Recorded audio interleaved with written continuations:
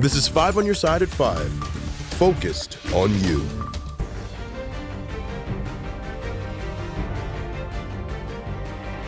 This is a case where if they can do this to me, they can do this to anyone.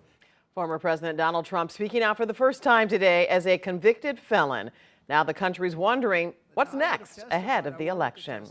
Good afternoon. Thanks so much for joining us. I'm Kelly Jackson. President Biden also addressed the historic felony conviction of a former president from a news conference at the White House. Our political editor, Mark Maxwell, is here with reaction. Mark. Kelly, you can see it on his face as he left the courtroom Thursday night. Reality is starting to set in for Donald Trump. Today, he described his felony conviction as a very unpleasant thing and then cast himself as a martyr of the system. Now he seeks to return to the Oval Office. Donald Trump says his trial is also a trial of the entire justice system.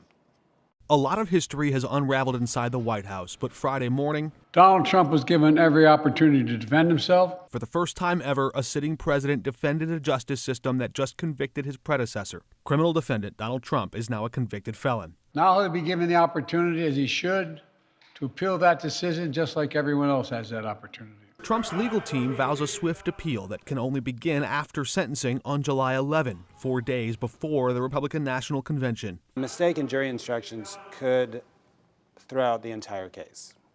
So it is possible that this will be overturned on the law if the judge made a mistake. 5 on your side, legal analyst Anders Walker broke down what went wrong for Trump's legal defense. I'm a little surprised they didn't put him on the stand. Really? He's a compelling speaker. He's a dynamic personality. That could have humanized the trial. Trump suggested the reason he didn't testify is because he might have committed another crime and lied under oath. Now, I would have testified. I wanted to testify. The theory is you never testify because as soon as you testify, anybody, if it were George Washington, don't testify because they'll get you on something that you said slightly wrong and then they sue you for perjury. While he waits to appeal, Mr. Trump continues to rail against a judge who placed him under a gag order. It was a rigged trial. We wanted a venue change where we could have a fair trial. We didn't get it. We wanted a judge change. We wanted a judge that wasn't conflicted. And obviously he didn't do that. And it's reckless, it's dangerous, it's irresponsible for anyone to say this was rigged just because they don't like the verdict. Our justice system has endured for nearly 250 years. And it literally is the cornerstone of America, our justice system. The justice system should be respected, and we should never allow anyone to tear it down. The campaigns for President Biden and Mr. Trump both issued slightly different statements that essentially boiled down to this: the American people will ultimately decide who swears the oath of office next January. And sometime between now and November, we may know whether one of those candidates has to serve a prison sentence.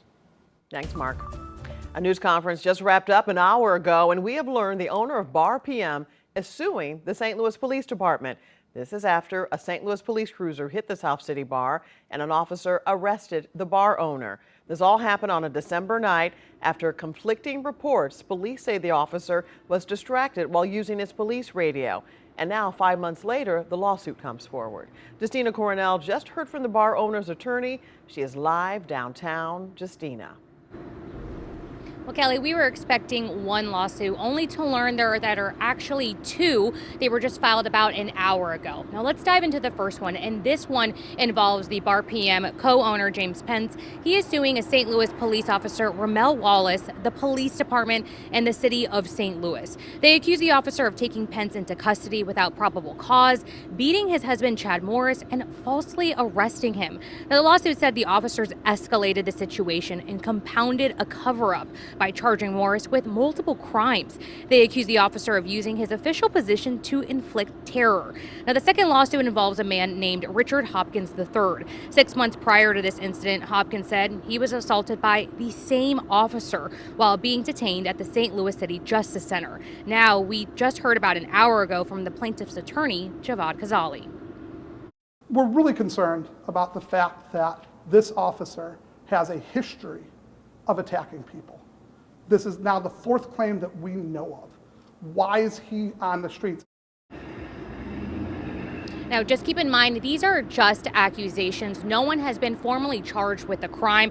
Now, both lawsuits are seeking a jury trial. Now, I did reach out to the St. Louis Police Department and the city for comment, and they said they do not comment on pending litigation. Reporting live, Justina Cornell, 5 on your side. Tonight, police are searching for whoever broke into a new business in North St. Louis. Pineapple Tings, a little candy and fruit shop in the Vandeventer neighborhood, just opened its doors this March. The owner says she used to work out of her home before finally upgrading to her own brick and mortar. But Wednesday morning, the store was broken into. Thieves broke through the front window and stole the store's cash register. The owner says she must keep going since so much is at stake. When you've worked so hard, I'm a single mother of 2 toddlers and they depend on my business. All of my bills depend on my business. I've just worked really hard up to this point. And for that to happen when you're only trying to do something good for your community. 5 on your side's Megan Kernan will have more on this at 6. A now former St. Francis County deputy and his wife are facing child sex crime charges. St. Francis County investigators issued search warrants into David Blankenship's TikTok accounts. According to court documents, that search found he and his wife, Carly Blankenship, sent each other messages planning to sexually assault a child. Both were arrested. David Blankenship was immediately fired from the St. Francis County Sheriff's Department. Both are being held without bond. Well, here's a live look downtown where we are seeing some rain clouds forming, but it looks like hopefully we won't be getting any severe storms into the weekend, Gary Frank.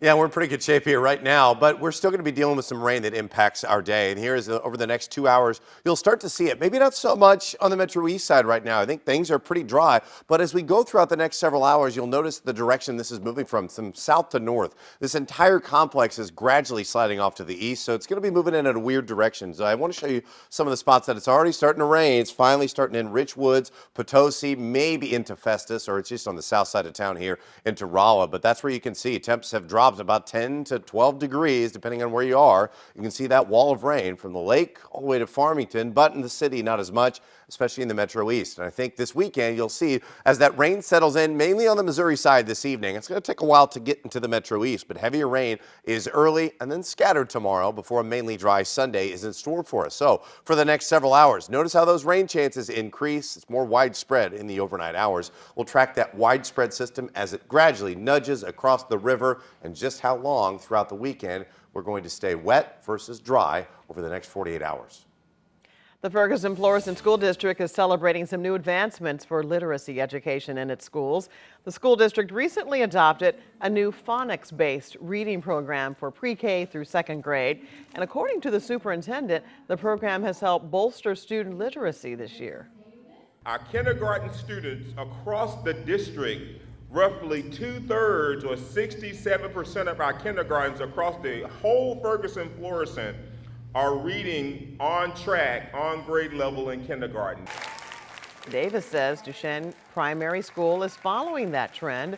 76% of the kindergartners are reading on track, according to state reading standards. At an assembly today, kids got a bag with 10 books inside. They're encouraged to read at least one book every night before they go to bed this summer. Slashing its Creve Coeur workforce, how Roundup legal troubles may be influencing recent job cuts. Millions of little music makers, but why can't we hear them in certain parts of St. Louis? Why it seems like some cicada songs went silent.